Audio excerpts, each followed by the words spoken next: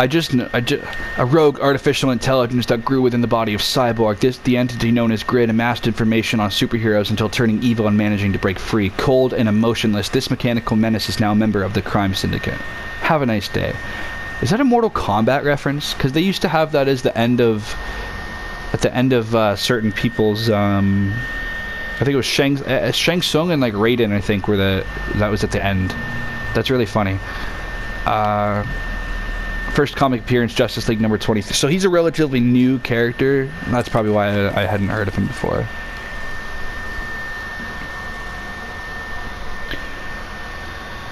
Harley Quinn. Sure. I don't even need to talk about her. But she was introduced in the animated series. Hawk Girl. Originally a law enforcement officer from the planet Thanagar, Shiera Hall chased an escaping criminal to Earth and found herself becoming fascinated by the planet and its people. Choosing to return, she now uses her nth metal powers to continue fighting for justice as Hawkgirl, first appearing in Flash Comics number 1 in 1940, interestingly enough. And recently seen in the new Superman movie. Hawkman, two completely different characters. Forced to leave his home world of Thanagar after being accused of a crime he didn't commit, Carter Hall began his crusade for justice on Earth as the winged warrior Hawkman. Now one of the planet's greatest and most fierce heroes. I don't know about that. Hawkman is ready to use his nth mental abilities to take flight, also appearing in Flash Comics number 1. And somehow these characters have like no... I don't know, it's weird. But anyway, he appeared in the Black Adam movie, but has not appeared in anything with Hawkgirl. Heatwave, a character I know very little about. Obsessed with fire, the criminal known as Heatwave is a constant enemy of the Flash, arming himself with a flamethrower and protective suit. Eventually joining a group of villains called the Rogues, this perilous pyromaniac is once again ready to blaze a trail of crime in Central City, first appearing in the Flash number 140 in 1963. Hugo Strange, finally a character. We're back. Well, I guess we were just talking about Green Lantern, but Hugo Strange is actually the main villain of my second Batman storyline.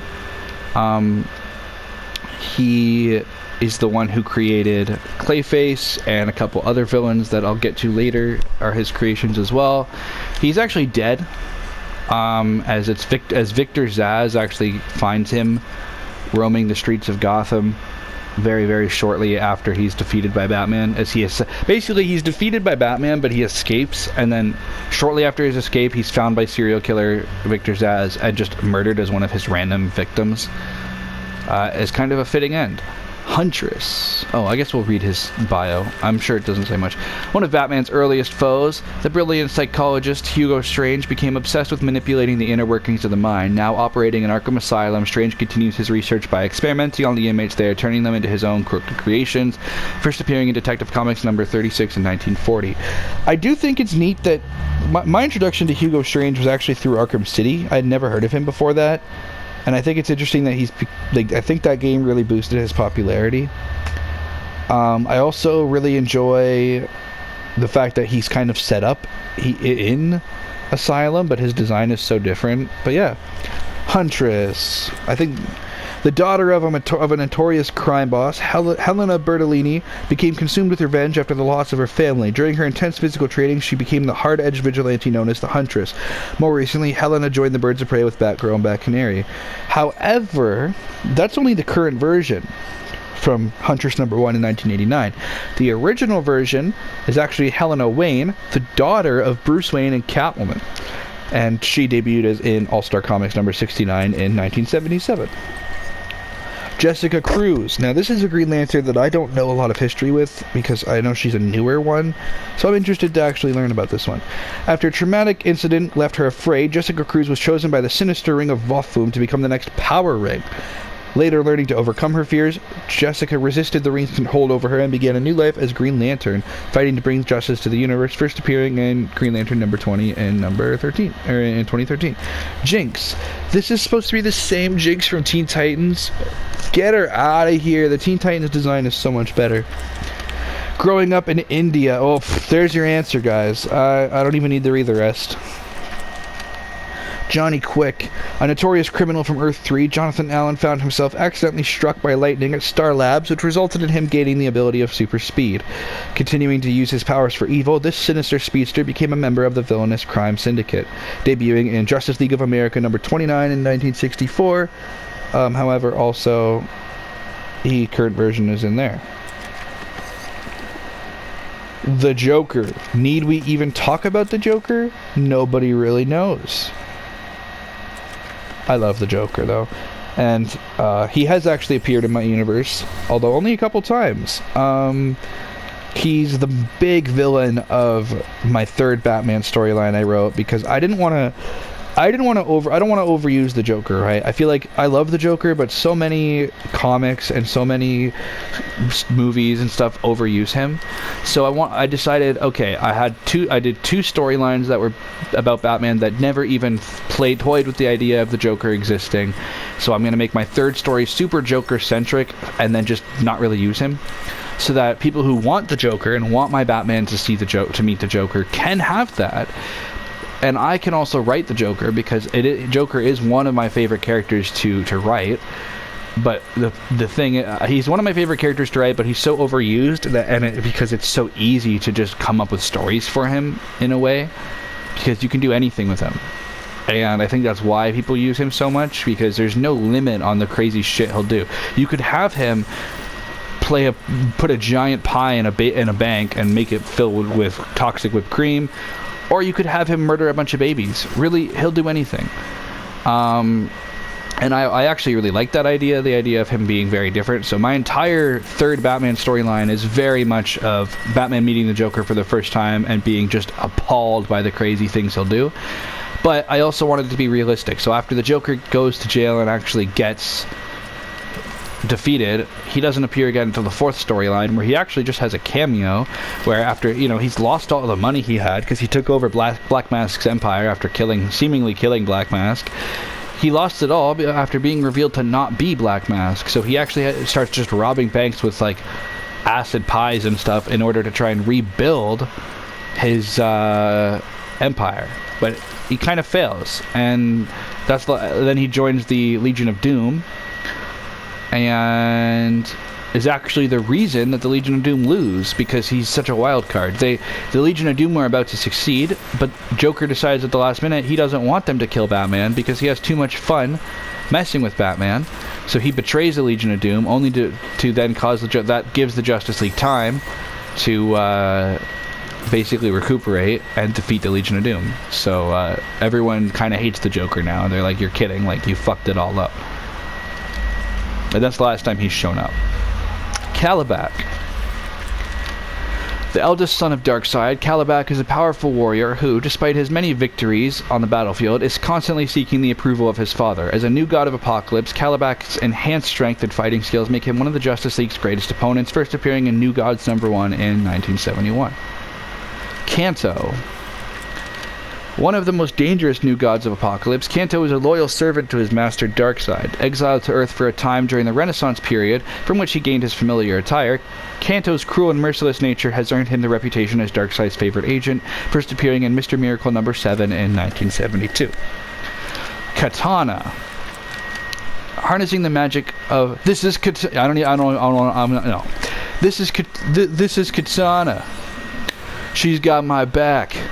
I would advise not getting stabbed by her sword. Her sword traps the souls of its victims. Kid Flash.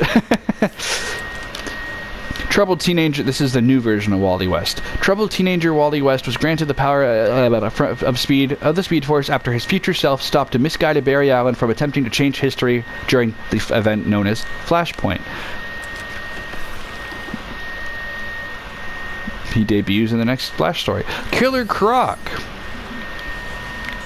A character that is... I love the design of this. He's very much clearly inspired by Arkham Asylum, and I love that for him. I like this design more than the Lego Batman 3 design, but I do really like the Lego Batman 3 design. My universe's version of Killer Croc is nowhere near this big, though. He's kind of just a regular dude with skin conditions, and that's the way that Killer Croc was supposed to be in the first place. And Batman has not actually fought him yet. Well, he has, but so he shows up in the second storyline. So he's just a guy with a skin condition, and Hugo Strange actually, he just got himself arrested, basically, right, for some silly crimes.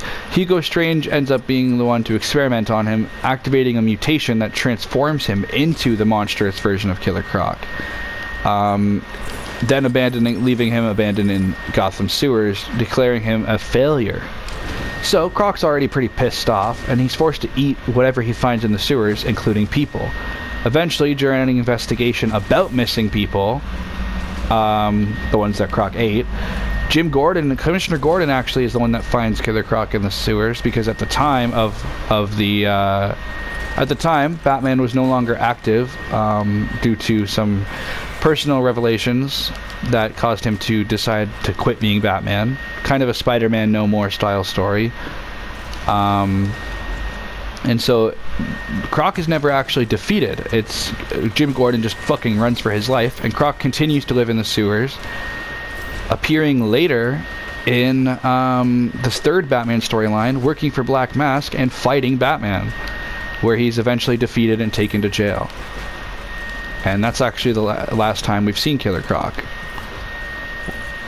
Although, actually, he has a cameo in the fourth Batman storyline, working with Task Force X to fight against the League of Assassins on their attack during their attack on Gotham.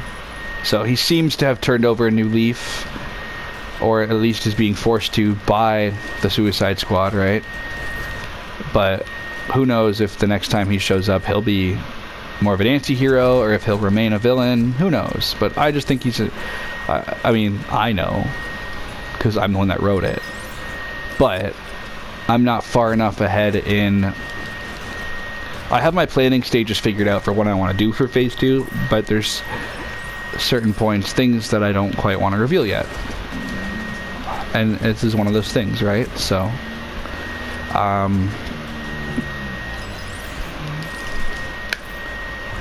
yeah.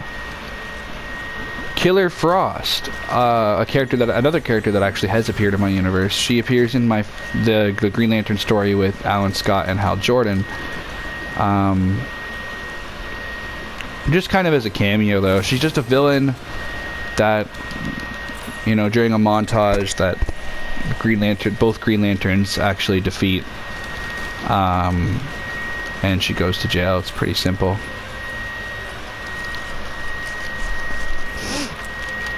Originally a promising young scientist, Dr. Caitlin Snow was assigned to a Star Labs research base in the Arctic to help develop an experimental energy generator. During an ambush by villainous agents, Caitlin accidentally became fused with the cold environment, turning her into Killer Frost. Her character debut was in Firestorm number 3 in 1978, but her current version is from Fury of Firestorm, the Nuclear Man from 2013. However, no, that's not Killer Frost in my story. I was wrong. It's actually Icicle that shows up, not Killer Frost. They're just two very similar characters. It's Icicle that shows up in the Green Lantern storyline, not Killer Frost. So Killer Frost has not actually shown up in my universe. My bad, guys. King Shark. Another character that has shown up in my universe, although only very briefly. During the third Batman storyline, during the Task Force X break-in to Arkham Asylum, King Shark is actually on the team. However, he actually dies, unfortunately. I think I'm going to bring his son back at some point, but I haven't actually sat and planned that. But yeah, King Shark is on the Task Force X team and is killed during the break into Arkham Asylum. And yes, I do think it's interesting that King Shark and Killer Croc both show up in the same Batman storyline, but never interact. Quite funny. Batman's probably just so sick of dealing with sea creatures. And as for his character profile, born in Hawaii as the son of a powerful being known as Kamo, King Shark is a human-like shark creature with immense strength and a taste for chaos. Later raised in Belle Reve, King Shark has become one of the most unpredictable and dangerous members of Task Force X. Also, he's a shark, first appearing in Superboy number 0 in 1994. Kite Man, hell yeah. Caught in a battle between Batman and the Joker, this former henchman chose to throw caution to the wind and take supervillain into new heights as Kite Man. Now seeking revenge against the Dark Knight, Kite Man's criminal career has unfortunately been anything but a soaring success. First appearing in Batman number 133. Kite Man, hell yeah. He has his own TV show. I still can't get over that he has his own TV show. Clarion, a character I don't know anything about, actually. Clarion studied the mystical arts in his home dimension, but left after using his knowledge of dark magic for evil. Since arriving on Earth with his beloved cat Tikal, Clarion the Witch Boy's powers have only gotten stronger, meaning that he's always prepared to make more magical mischief. First appearing in the Demon number 7 in 1973. Krypto the Superdog. Originally Superman's family pet on the planet Krypton, Krypto was used as a test subject for one of Jor-El's escape rockets, but was accidentally lost in space. Trapped for years in suspended animation, Krypto was finally reunited with Superman, gaining powers similar to him due to Earth's sun, first appearing in Adventure Comics number 210 in 1955. Also, he just recently showed up in the new Superman movie for the first time in live action. Lady Shiva. Driven by a need for revenge, Sandra Wu-San began her martial arts training at an early age and was born and regarded as one of the world's most dangerous fighters. Now known as Lady Shiva, she has become a ruthless agent for hire and has proven to be more than Batman's equal in combat, first appearing in Richard Dragon Kung Fu Fighter number 5 in 1975. Now, Lady Shiva has very, very briefly appeared in my universe in the third Batman storyline. Seemingly as one of the assassins hired by Black Mask to kill Batman. However, upon being defeated, she actually returns to the revived Ra's al Ghul and Deathstroke, turning out to be an agent for the League of Assassins, and then reappears in the fourth storyline during the League of Assassins attack on Gotham City. Lashina.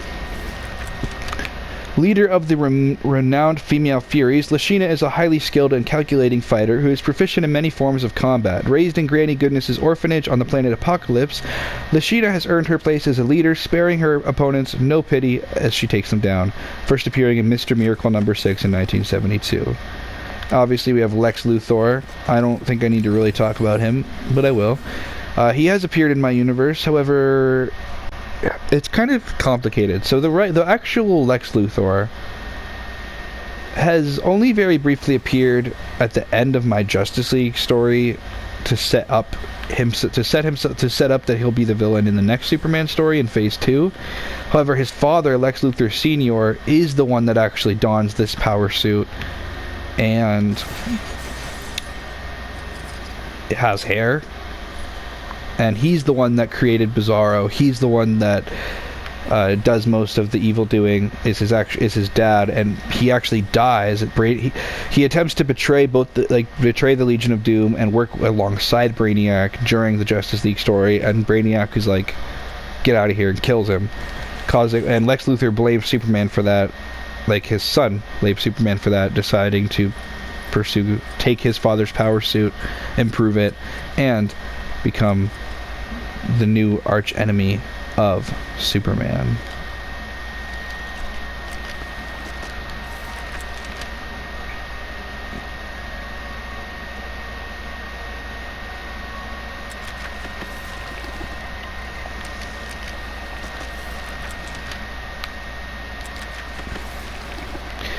Livewire. This character shows up in my second Superman storyline, and she has the same origin as her comics. She's just kind of there.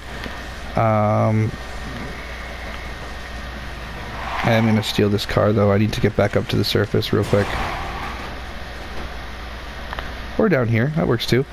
Yeah, she fights Superman. It's kind of a basic, storyline. Yeah. As an attention-seeking minor celebrity, Leslie Lillis was always looking to provoke a reaction from the public. However, after an accident left her with electrical powers, she discovered a whole new way to shock her audience and sparked her life of crime with the powerful supervillain Livewire, first appearing in Superman Adventures number 5 in 1997. Actually first appearing in the animated series for Superman. Lobo. This character has actually shown up in my universe and is coming up in the new Superman movie or Supergirl movie next month.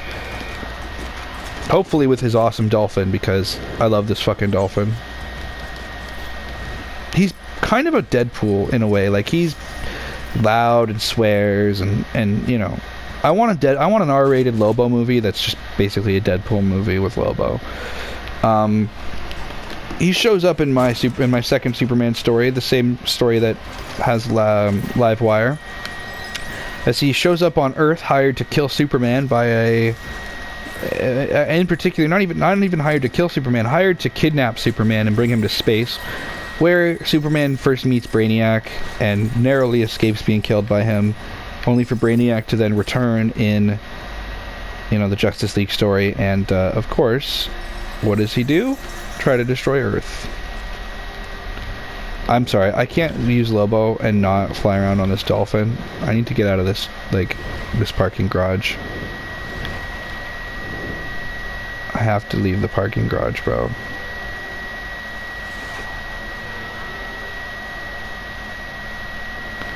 How do I even get out of this parking garage, gang? There we go. I love this flying dolphin. It's so funny.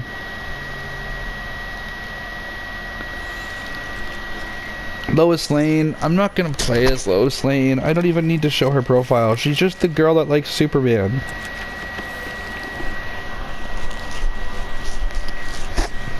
Mad Harriet. Unquestionably the most unhinged and unpredictable of Granny Goodness's female furies, the wild warrior known as Mad Harriet more than lives up to her name. Using her claws, this highly skilled and callous combatant is more than capable of defeating any opponent that dares to get in her way, first appearing in Mr. Miracle number 6 in 1972. Malcolm Merlyn. Originally known as Arthur King, Malcolm Merlyn received extensive combat training at the hands of Ra's al Ghul, specializing in the use of bows and arrows. Choosing a new life as an agent for hire, Merlyn came into conflict with the Green Arrow and has become one of his greatest enemies. He debuted in Justice League of America number 94 in 1971. However, this new version that worked with Ra's al Ghul debuted in Batman Incorporated number 4. I didn't know he was from there. Mammoth. I remember this character from Teen Titans Go. Originally growing up in Australia, the young Baron Flinders gained metahuman powers, turning him into the brutish supervillain known as Mammoth. Using his immense strength, Mammoth has been a part of many villainous teams, but is best known as a founding member of the Fearsome Five, first appearing in New Teen Titans. Mantis. Not the Guardians of the Galaxy Mantis, though. Originally from the planet New Genesis, Mantis was granted amazing powers by his new master, Darkseid, in return for helping to find the anti-life equation. With the ability to draw energy from his opponents, Mantis is a dangerous adversary with nothing but contempt for his numerous enemies, first appearing in the Forever People number 2 in 1971. Martian Manhunter. This character has appeared twice in my universe. He first shows up in the third Green Lantern storyline, which I already kind of talked about, and then he becomes a member of the Justice League in my Justice League storyline.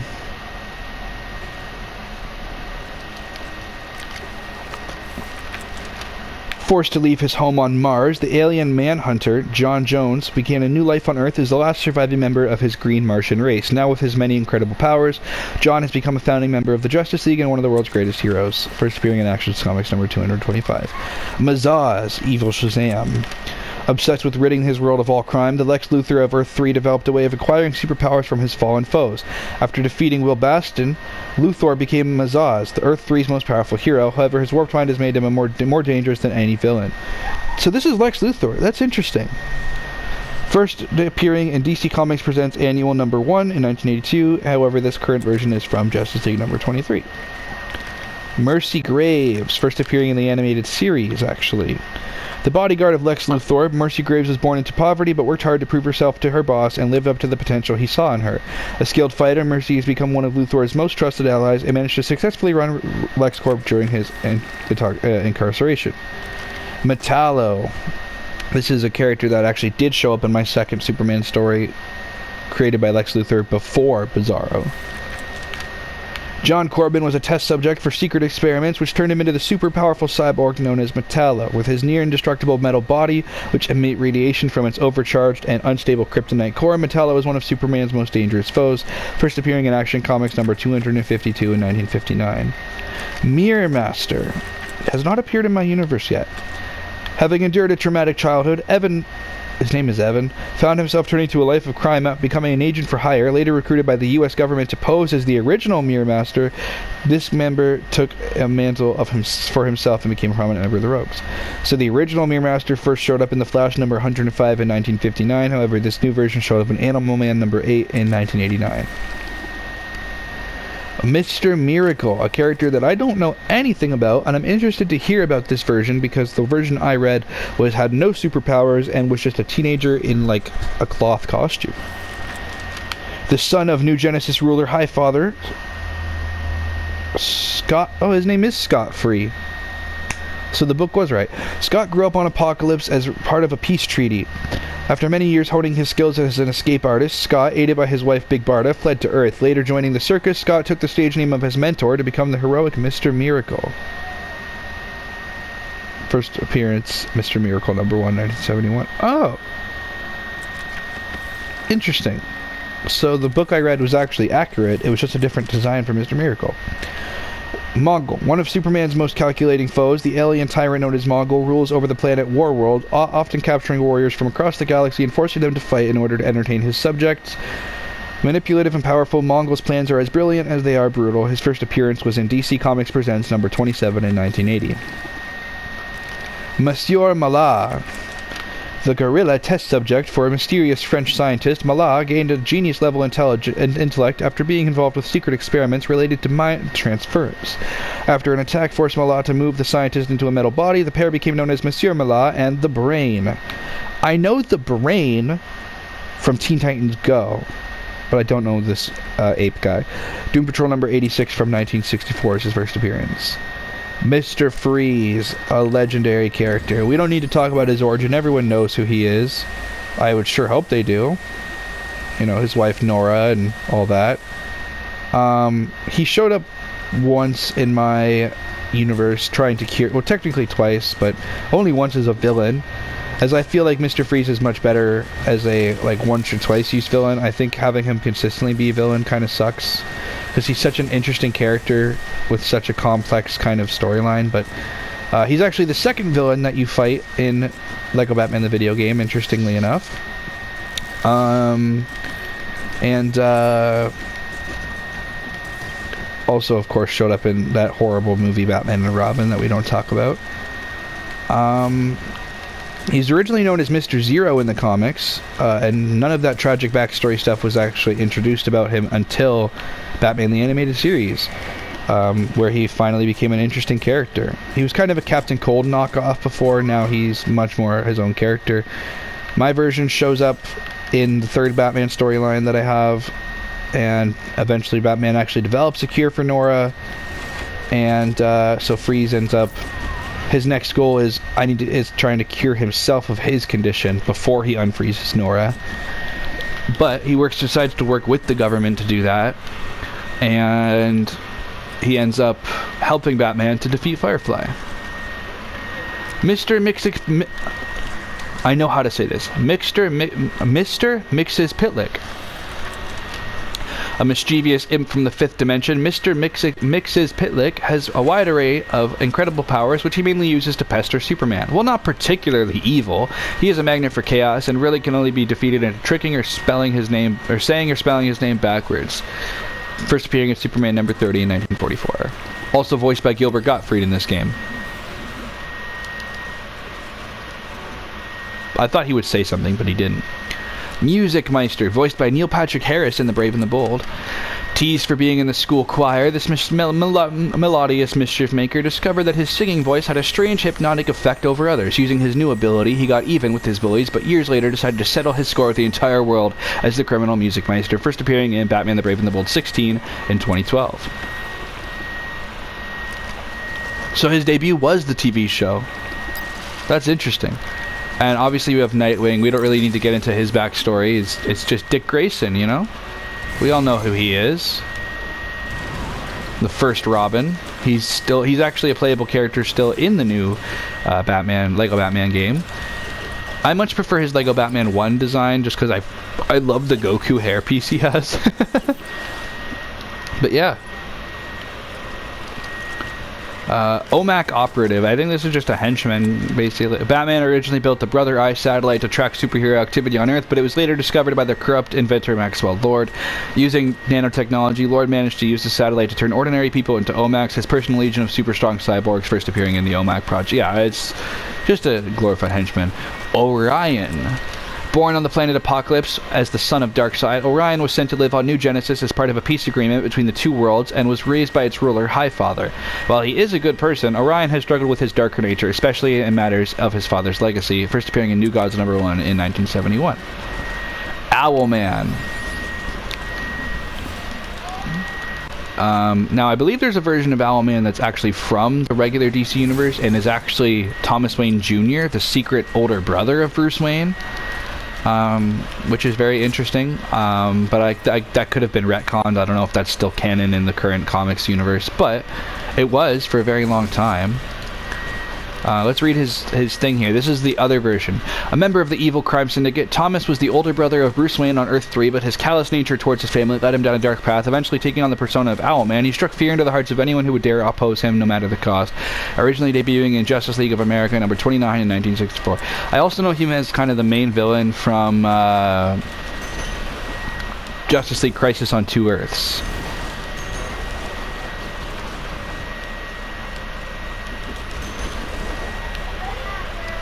All right, and then we're gonna keep Owlman over there. We're gonna change Guy Gardner around. Parasite.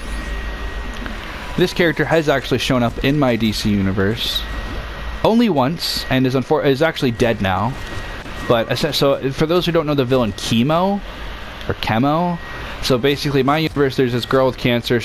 Her family puts her under this experiment. She gets turned into the giant villain Chemo, and then in order to stop her, another experiment is caused with some kind of parasite going onto her to absorb all the cancer inside her, curing her. But the parasite takes over her body, leeching off of her and turning her into the villain Parasite, which Superman attempts to reform, but the parasite actually kills its host and ends up killing itself. Very tragic story for Parasite. Parasite's usually much more of a mindless, brute villain, so I wanted to give the character a much more interesting origin story and a much more interesting kind of turn them into the Mr. Freeze of the Superman universe and give them a tragic story during my second Superman storyline. So I'm glad that I did. It's one of the few Superman villains that I think I did really well in my story, other than like Zod. Rudy Jones was a janitor for Star Labs who became exposed to strange radioactive materials while searching for valuable items to steal. Left with the ability to drain powers from anyone he comes into contact with, Rudy has become the Parasite, one of Earth's most dangerous villains. Originally debuting in Action Comics number 340 in 1966, but the current version debuted in Firestorm number 58 in 1987. Now we got the Penguin, a character that has only appeared once in my universe, funny enough. Even though he's such an awesome Batman villain. We don't really need to talk about his origin story. It's Oswald Cobblepot. I mean, we all know who he is. My version is the mayor. It's kind of inspired by Earth 1 / the Gotham TV show. He's mayor of Gotham City. He's been mayor for almost 10 years. He actually is the one behind the murder of Thomas and Martha Wayne because Thomas was about to beat him in the mayoral election, and he was hired by Carmine Falcone, and basically told, you need to become the mayor, keep your hands clean, and that way we have control over like the laws and whatever as part of the Gotham Mafia. However, behind Carmine's back, Oswald was donning the name the Penguin and running his own criminal empire that he intended to use to take down Falcone.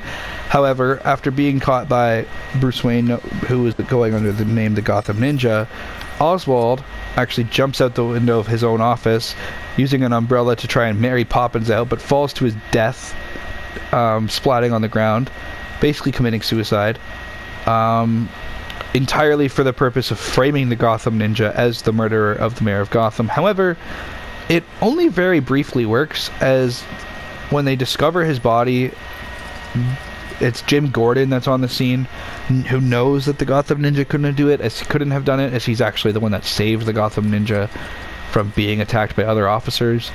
So he tells them to rule it as a suicide, and the whole thing is written off, and to this day the city doesn't know that there was anything actually evil about Oswald. I mean, everyone kind of knew he was kind of corrupt, but not that he was necessarily a criminal, just that he was a bit of like Donald Trump in a way, kind of like that he kind of just had a bunch of shit policies and was making the city worse. That's all they really knew about him, and they think that he offed himself. Some people in Gotham believe that he was offed by the CIA or something, like some kind of government conspiracy, much like a certain island owner of today's world. But the true conspiracy is that he actually was a mafia boss.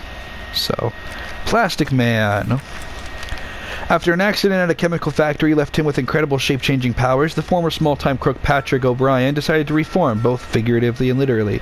Now known as Plastic Man, this stretchy superhero's efforts to rebuild his reputation are shaping up nicely, first appearing in Police Comics #1 in 1941. My first introduction to Plastic Man was actually through Batman the Brave and the Bold, so... Poison Ivy. This character has actually shown up in my universe. However, it was very, very briefly. She is Harvey Dent's second wife, and she ends up being killed during a confrontation with the Riddler. However, a mysterious chemical brings her back as Poison Ivy, and then she's defeated by Batman, and that's the only time she's shown up. Very briefly, but yeah. Also, for some reason, they gave her an alternate costume in this for the New 52. I think they just really wanted to promote the New 52 in this. I don't really like the design, but whatever. Polka Dot Man. Let's just read his origin story. One of Batman's more unusual foes, little is known about the early life of Abner Crow other than his fascination with circles, which inspired his technology and garish nature. Using his vast array of dot-themed devices, this spot-obsessed supervillain is now known as Polka Dot Man, first appearing in Detective Comics #300 in 1962. Power Ring. The Green Lantern's cowardly Earth-3 counterpart, this version of Hal Jordan was sensed by the evil Ring of Volthoom due to his high level of fear. Attaching itself to his hand, Volthoom now forces this weak-willed wrongdoer into obeying his commands, together going by the name Power Ring. First debuting in Justice League of America #29 in 1964, however, this current version is from Justice League #23 in 2013. Simon. Originally a highly intelligent physicist, Dr. Simon Jones conducted experiments in an attempt to contact other realms. When Jones met Trigon the Terrible, the father of Teen Titan Raven, he was granted incredible psychic and psionic powers and helped to form the villainous Fearsome Five, first appearing in New Teen Titans #3 in 1981. Psycho Pirate. As a small-time criminal, Roger Hayden shared a jail cell with Charles Halstead, the original Psycho Pirate. After learning about his emotion-controlling Medusa masks, Hayden gained their powers by combining them together to become the new, emotionally unbalanced Psycho Pirate, first debuting in All-Star Comics #23 in 1945. However, this new version was introduced, the second one, from Showcase, which is this one, from Showcase #56 in 1965. Ra's al Ghul. One of my personal favorite Batman villains. I really love, in particular, I love the Liam Neeson version, and I really love the idea that Batman trains with the League of Assassins, so he Ra's al Ghul cameos in my first Batman story at the very beginning as the one training Bruce Wayne to become Batman. However, he seemingly is killed after Batman rejects being a member of the League of Assassins. However, at the end of that story, is revealed to have been his corpse is shown being brought back to life by Slade Wilson, who survived.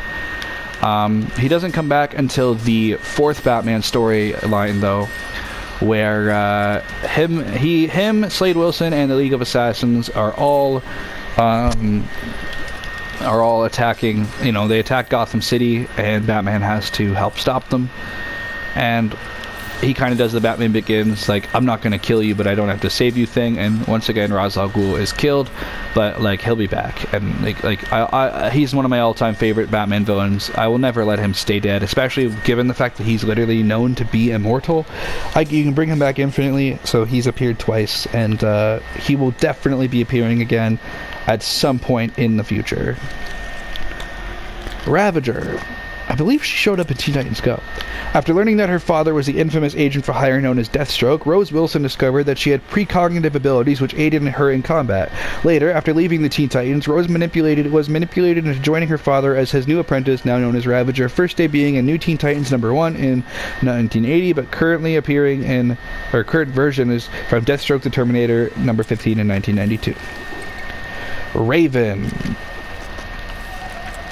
The only daughter of Trigon the Terrible, Raven grew up in the peaceful realm of Azarath, learning to harness her dark magic powers and use them for the cause of good. Later captured by Trigon and sent to Earth to do his bidding, Raven rebelled and joined her new friends, the Teen Titans, first appearing in DC Comics Presents #26 in 1980. And my introduction to her was from the original Teen Titans series, and she formed my taste in women.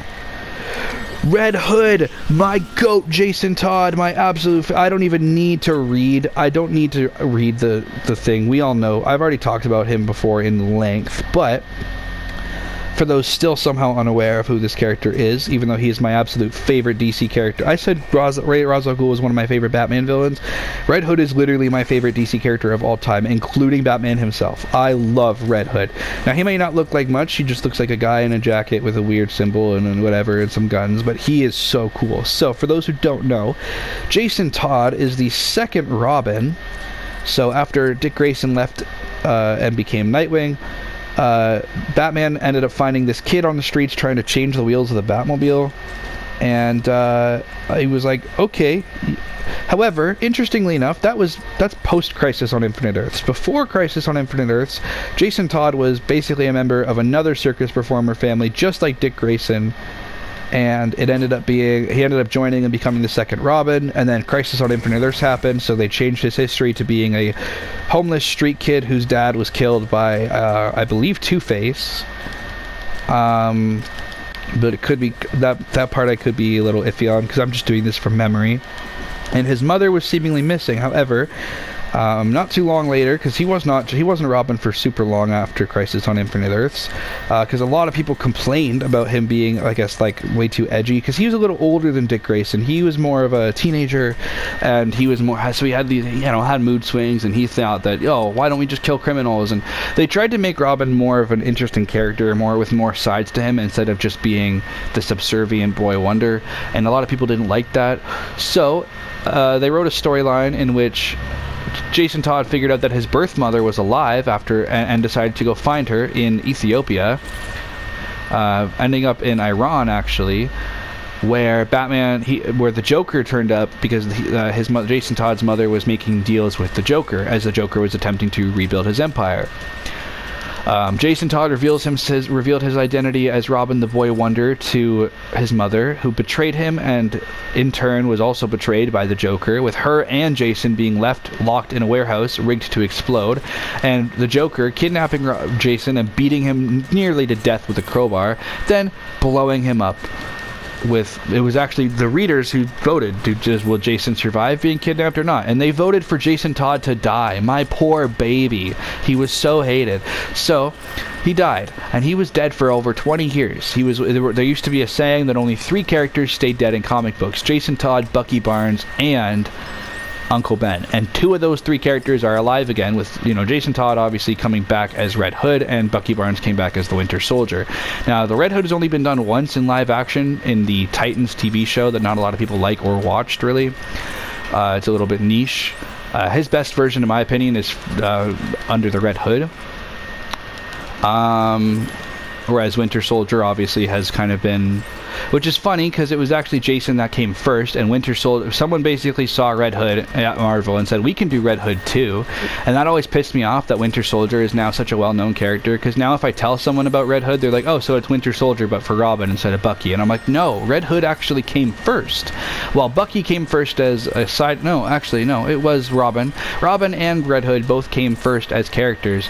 Bucky has always been a knockoff of Robin. Red Hood has always been a knockoff... Or Winter Soldier has always been a knockoff of Red Hood, and I'm tired of pretending he's not. Anyway, so after being killed by the Joker over 20 years later, eventually they got the idea to bring him back as Red Hood.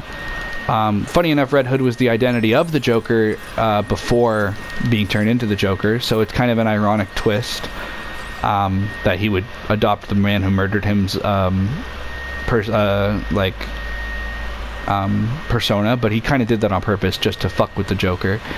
He comes back, he beats the shit out of the Joker, he beats the Joker to near death with a crowbar, because of course he does, and he taunts Batman over the fact that he failed him, and in particular, he's not even mad that Batman didn't save him, he's mad that Batman left the Joker alive after killing essentially his son, right? Like, I'm your son, and someone killed me, and you didn't do anything about it.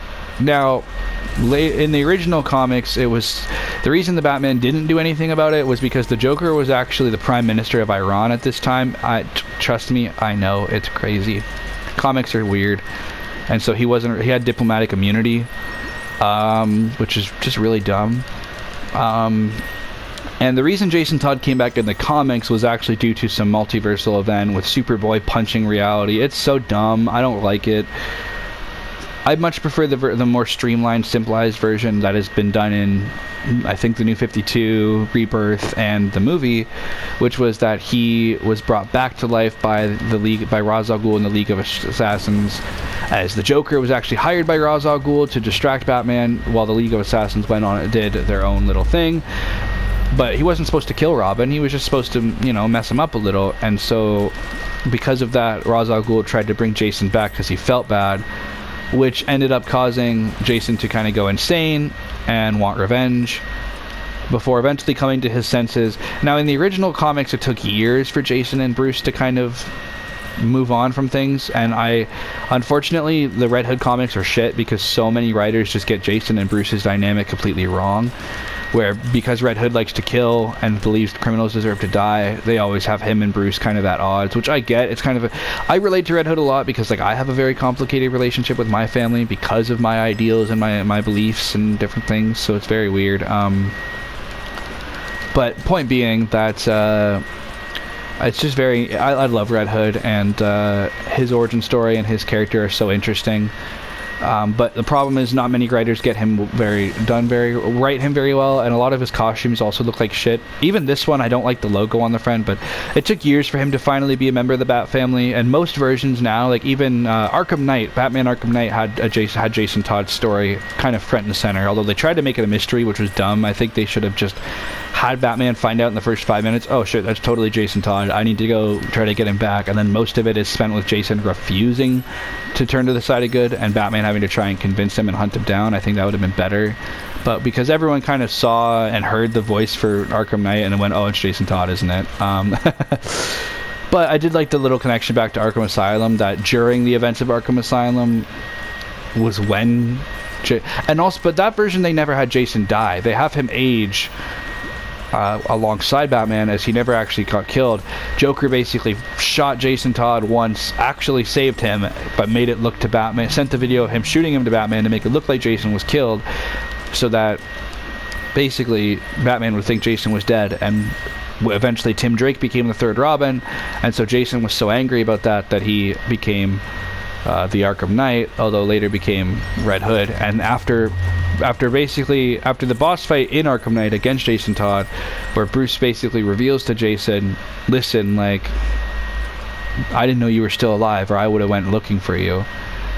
Jason's like, okay, and then ends up saving Batman's life, but the turnaround is so quick that I didn't really like how it was written. And then they kind of just gave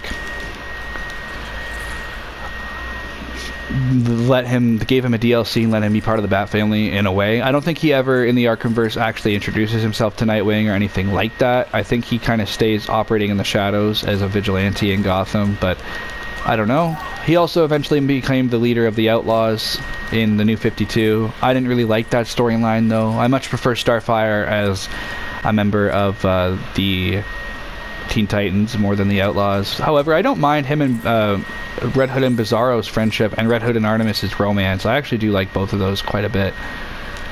I don't mind those at all. Those are the only two things I liked about the Red Hood and the Outlaws, though, so yeah. Overall, Red Hood has been, you can just tell because I'm not reading off a script, I am literally just going from memory, that Red Hood has been my favorite DC character ever since I discovered him back in 2010 when Under the Red Hood came out. I've owned the two big Batman comics that I owned for a long time were Death in the Family and Under the Red Hood, because they're like, you read them back to back, and even though they're from 20 years apart, it hits the same every time. If you just stop reading when Jason dies, don't read anything past Jason Todd's death splash page, because then it kind of goes into weird territory with Joker being the Prime Minister of Iran. And just imagine he went away and they never saw him again until Under the Red Hood, because during Under the Red Hood the Joker is still at a low point, still hasn't rebuilt his empire.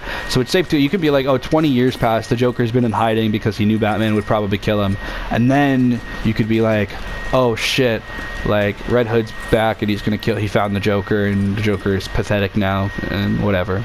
I don't know. I love Red Hood. He's my all-time favorite character, as I've said. I can go on. I could make a whole separate video just doing what I'm doing right now, talking about my love for Jason Todd. He is my favorite character of all time.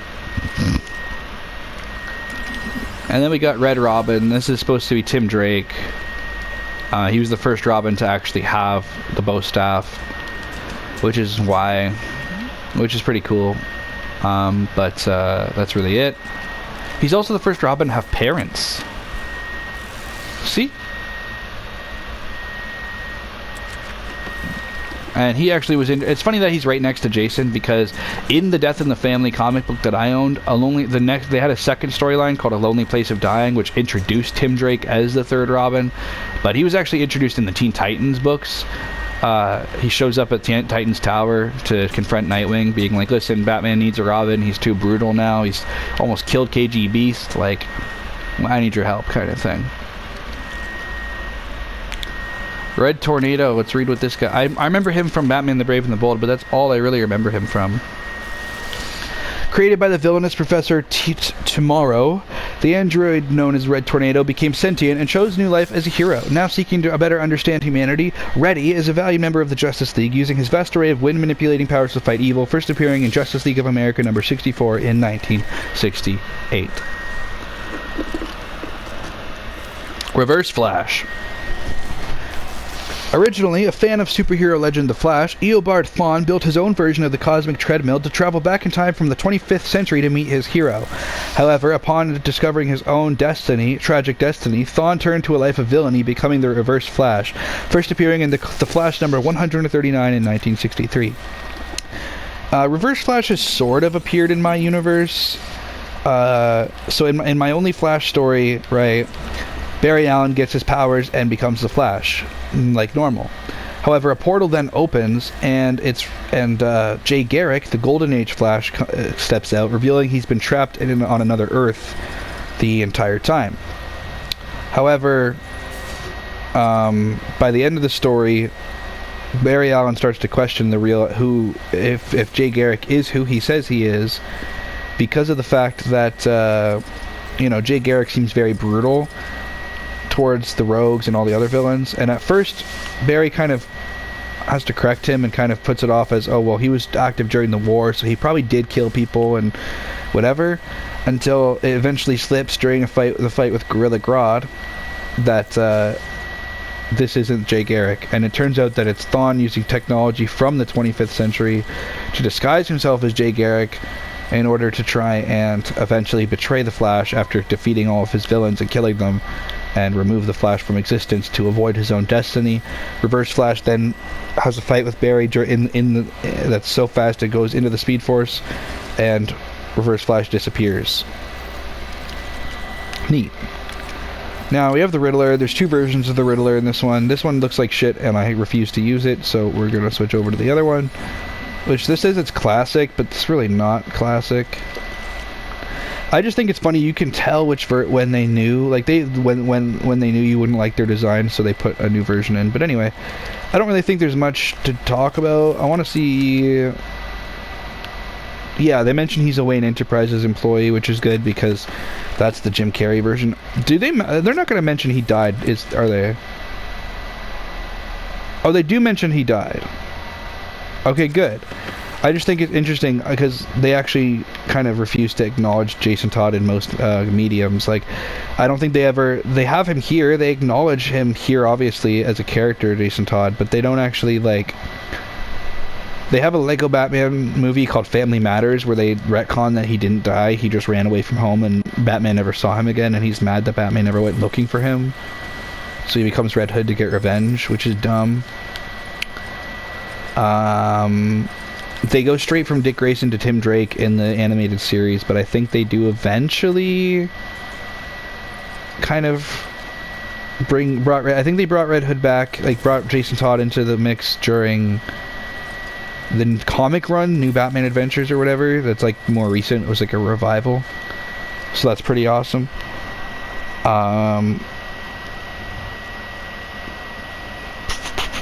What else? I'm trying to think of what else. Yeah, and then, you know, this is... I don't like the new Riddler. I know it's a hot take. I don't like the Paul Dano's Riddler. I think he's too much of a Zodiac killer. I think the Riddler kind of has to be a goofy character. I think trying to take all the whimsy and fun out of every costume Batman villain is just stupid. I think some villains are meant to not be taken seriously, and the Riddler is one of them. He is meant to kind of be pathetic in a way, you know? Like, he's super smart, but he's not a threat. He doesn't really intimidate anybody, and that's the point. You're kind of supposed to look at him and go, this guy again? And that's what I like, and that's what I like about the Riddler. Riddler's kind of a weirdly consistent character in my universe, so he appears in a cameo in my first Batman storyline just as a Wayne Tech employee that kind of is kind of just there. And then at the end, when Batman debuts at the end of the first story, we see him be like, oh, I wonder who the Batman is. That's such an interesting riddle to solve, whatever, kind of setting him up to become the Riddler. And then in the second Batman storyline, he shows up, but he is not the Riddler. He's actually more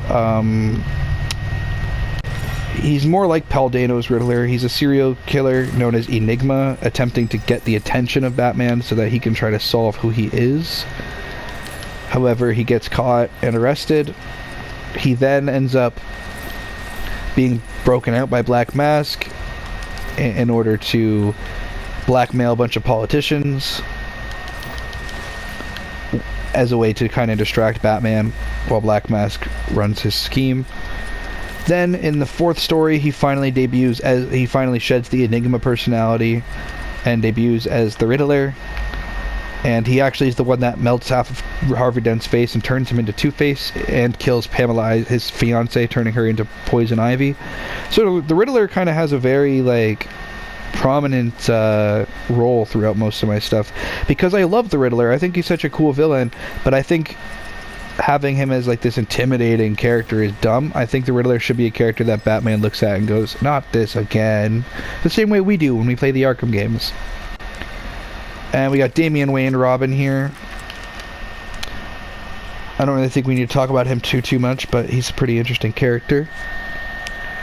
We got Scarecrow, who we don't really need to talk about that much because he's pretty well known, but he's a psychiatrist that kind of was obsessed with fear and decided to... I don't like this design. I don't mind this design, but I don't love it. I like the first game's design a lot. I like the Batman Begins design a lot, and I like the design from the Arkham games. The new Lego Batman game, they purposely didn't put Scarecrow in the trailers. He's the only movie villain that doesn't show up in the trailer, and a lot of people were like, oh, are they going to cut him out? No, they include him, but he's such a peak character, and his design is so awesome that they purposely kept him in shadow because they didn't just use the Batman Begins design, they used a much better design. And I don't even want to spoil it, just go search it up. Lego Batman 5 or Lego Batman Legacy of the Dark Knight Scarecrow. Oh, he's so cool. I love him. He's my favorite character that shows up in that game for sure, just from his design alone. Other than Bane. Bane was really cool, but only because I really love the voice actor Matt Berry for that. But yeah, Scarecrow shows up briefly in my universe. He's actually the first psychiatrist assigned to try to help the Joker after the Joker goes to Arkham Asylum in the fourth storyline. However, he tries to experiment on the Joker with his fear toxin that he's developing, because he was already kind of a bad guy. But he was more like a Hugo Strange level where nobody really knew what he was doing. However, the Joker it just doesn't care. He's not afraid of anything. And it kind of drives Jonathan mad. It makes him be like, No, so, someone has to be afraid of anything, and so he becomes a scarecrow. It's a little contrived, but I enjoyed writing it, and that's the only appearance he has so far, though. I'm sure we'll do something with him one day. I just don't have anything with him yet. I love that they made him the main villain of Arkham Knight. I almost forgot to mention that. I loved his boss battle. I loved all three of his appearances, like his boss fights in Arkham Asylum. I think that's my favorite interpretation of the Scarecrow character. And then the fact they kind of retconned and changed him so much in Arkham Knight. I admit that the gimmicky version of him that showed up in Asylum probably wouldn't have worked in Arkham Knight as an intimidating threat. I do wish that they did more with Scarecrow in Knight, like with his fear toxin, because I loved those the trippy visuals of the Arkham Asylum Scarecrow boss fight, and I really, really wish that we got more of that in Knight. But the fact that Scarecrow ended up being the villain to defeat Batman in the end in Arkham Knight is so